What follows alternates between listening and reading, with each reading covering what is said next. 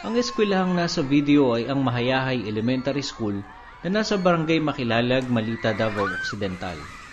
Makikita sa video na halos pasayawin ng lindol ang mga bata sa lakas nitong 7.8 magnitude at dahil halos nasa tuktok na ng bundok ang paaralan ay kitang-kita rito ang epekto ng lindol. Nag-viral ang video hanggang sa ibang bansa.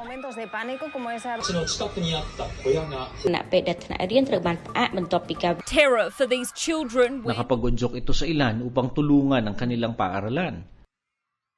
May mga nagpaabot naman ng mga tulong po, pero yung iba sabi pupunta daw dito, yung iba magpapadala po ng mga toys, used toys, and then may mga may mga nakarating din naman na mga private sector po dito, pero nag-visit lang po muna, and then nag-message po sa email po namin at saka sa page po na bibigay sila ng psychological na parang first aid sa mga bata po.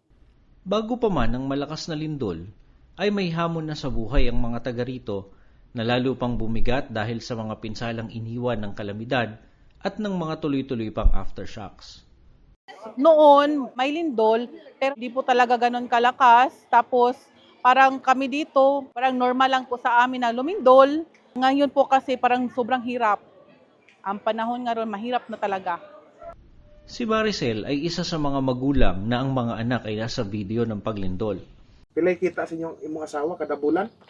Depende, maano siya, 8,000, kung kuan. Ay, kung hinay, mga 6,000 kapin, then kung kusog-kusog siya, 8. Mahirap pagkasyahin. Nagakinsin na, among palito na bugas, 25 kilos sa halagang 1,500. Kung nailingap, dakog tabang. Kung ipalit og bugas, palit na lang, lain na paghinanganon. Ang kinahanglan sa anak, school supplies, o tambal. Akong mga anak, kaya kinahanglan po og vitamins. Kung magsakit akong anak, wala mi tambal. Kahit panglangnat, wala at sipon.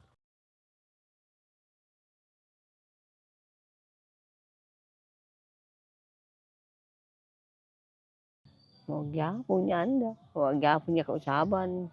Kalisod yapon. Ang batad mananggi ka. Kuan, mamalit ka ang kwarta, mamalit ang tindahan. Na sakit ko, kuan. Yan na, di ako makaindog para pagparalyze na. Unya kay magsaka man na di ulo ko magkalipong ako. Paibla ragaw. Aw yan na pigkuan wa da man ado kay pag kuang kanak sa antidoktor wa da. Wa da yan na mintinang ko. Wa da ako pakakamang, wa da kwarta pamali. Di ako magpakain naman ko sa tambal, magkalipong ako. Sahay gani madto ako ni tubig kay magkalilid ako. Sa ngayon ay may mga nagpaabot na ng tulong upang maipagawa ang mga pinsala sa paaralan, pero tila nalilimutang mahirap mag-aral kung ang sikmura ay kumakalam. Maraming pumunta rito nang bigay ng tulong para sa repair ng classrooms namin.